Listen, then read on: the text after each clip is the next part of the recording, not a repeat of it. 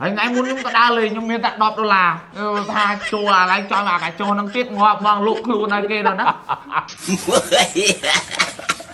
ព័ត៌មានទាន់ហេតុការណ៍ទី100បងប្អូនកាលពីម្សិលមិញមានបងស្រីមកគ្រូសាគាត់បានទៅដើរលេងមិនដឹងទៅដើរលេងកន្លែងណាលឺថាកាចងថ្លៃជាអូតែកាយ5ទៀតថ្លៃហ្នឹងកាចូលដឹងថ្លៃប្រហែលនេះម៉ាណាមកកាចូលមួយ$50គឺណាជួយកាចូលណាញាក់សាច់អាហ្នឹងងប់ហើយរកឡើងចតឡើងទៅជួលកញ្ចក់គេសិនអូយរ៉ៃហើយថ្លៃសបាំផ្លោះ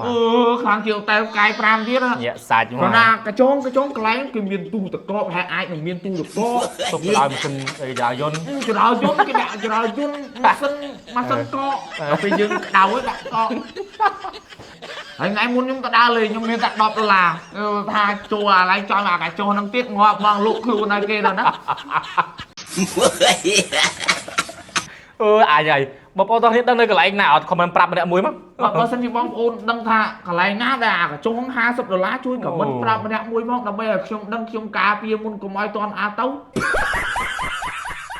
បាទបងប្អូនទាំងនេះវីដេអូយើងក៏មានតែប៉ុណ្្នឹងដែរហើយជួបជាមួយនឹងម្ចាស់ឧបត្ថម្ភធំដោយផ្ទះវីឡាទូលបែបជប៉ុនជាផ្ទះបែបសន្សំសំចៃមាននៅក្នុងរាជធានីភ្នំពេញនិងតាមបណ្ដាខេត្តនានា